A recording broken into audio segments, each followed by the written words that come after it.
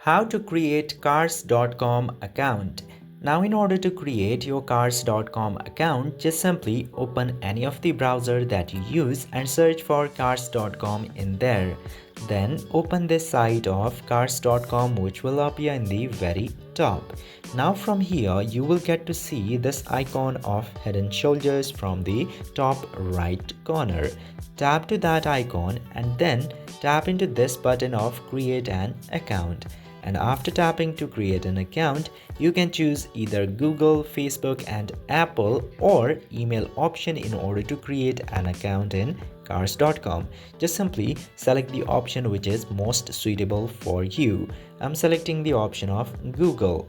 After selecting your desirable option from that page, just simply select the account which you would like to use in order to create an account in cars.com. And if you also select Google, your account will be created this easily in cars.com. I hope this video was informative to you. If yes, don't forget to hit that subscribe button.